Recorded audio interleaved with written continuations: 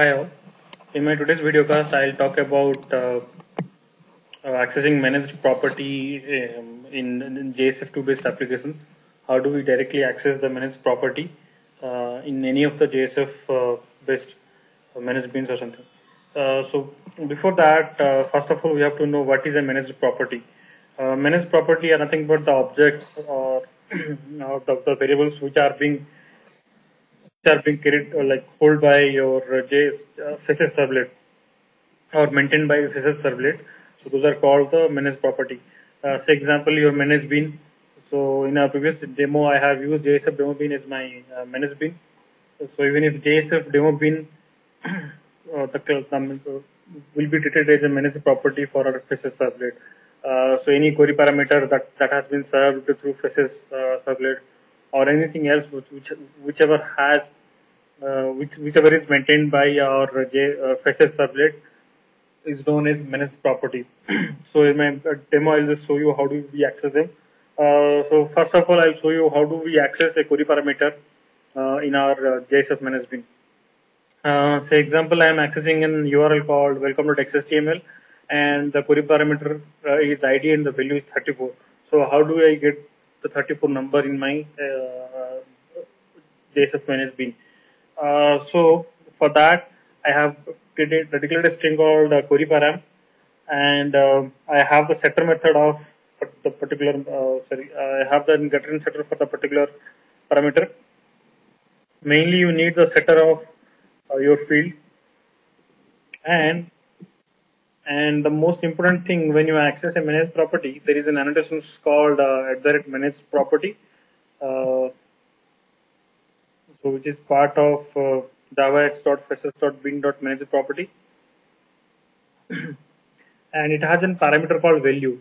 So you have to assign some value to the query parameter. So what is the value? The value is the query parameter of ID. So here my query parameter ID and the value should be a dynamic value which can be fetched through a default expression language syntax. So to access any kind of query parameter, there is an implicit object called param of your query parameter name. So in my case, my query parameter name is ID. So param of ID will give me the query parameter value whichever is coming in the in the URL. So through this way, we can easily access any query parameter through our into our management. So I'll just run you this example and I'll show you. In my XHTML page, I'm accessing the JSF demo managed bin and I'm calling in print method. So if you go to the print method, I am just saying here query param is, and I'm just appending the query parameter to my return. So it will just say query parameter is whatever I'll send you, whatever I'll hit my URL, the particular ID will be displayed. So let's say let's refresh this. So you can see the ID is 34. So this is what is coming. Now if I change it to say example, so this has come. Okay, so this is a basic example of accessing a query parameter in our JSF based on managed bin through managed property. The best part of managed property is think of a scenario where you have a managed bin, you have two bins, and you want to access the other bin in a current bin. So, example, I have a JSF demo bin and I have already created a cache bin which has an application scope level. That means the scope of this bin will be maintained throughout our application. Most probably, we can use this kind of bins for maintaining the cache.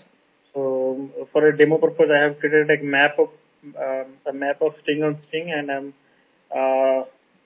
in the initialization method. I am just initializing the map and putting some values over here, and I'll just access this map cache, this map in some other bin without creating instance of the particular management.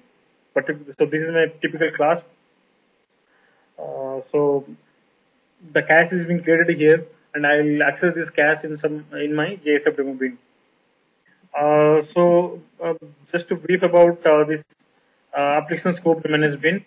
Applications scope managed bins are the special type of bins where the state of the particular bins object will be maintained throughout your application. And you can see something in the managed bin annotation, there is an attribute called eager equal to true. That means whenever your application is deployed, the instance of the bins instance will be created automatically. So in our case, this particular sentence will be executed. Now there are two more things you can see here. I have written public void init case and public void destroy case, and both the methods have some annotations. The init case method has post construct, and the destroy case has pre destroy method annotations. So these are the lifecycle callback methods of JSF. When I say lifecycle methods, so whenever an instance of your JSF managed bin is created, at that time the method whichever has post construct annotation will be called. So this is a lifecycle callback. Similarly, whenever the instance of your managed bin is destroyed, the method which has annotated with pre-destroy will be called before, and then the restore method will be called. So I'll access. How can we access? So I'll show you how can we access this appcase bin in my JSF demo bin class. So I have created a private object reference here, appcase bin, and I have a setter method for this. Then the most popular thing is I have annotated this field with the attribute called annotation is called manage property, and value is the value whatever I have given while creating my manage bin. So in my manage bin, I have given the name as appcase. So whatever name we'll give it here. So in the manage property annotation, in the value field, you just give the same name with deferred expression language syntax. That means your facet servlet will identify the manage bin associated with this name, and it will inject with it will create an instance of, it will give you an instance of that particular bin over here. So you can see that I have just printed my cache. So you can see this appcase bin cache, so which is declared here, and I am directly accessing. I have not created any instance of my appcase bin. Directly, the instance is being served by my facet servlet, and if I directly access, I can get the case bin directly here. So I'll just show you that. It's clear this.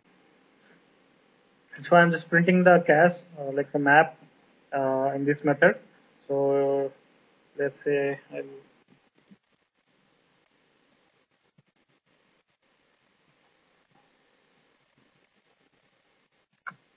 so you can see this appcase is printing like whatever values I have created during initialization of my appcase bin is everything I'm getting over here without creating an instance of it. So this is what I have created. My cache is having this much entries, and I can directly access them here. So this is the easiest way we can use manage property annotations to get the instance of your managed properties in your JSF based application.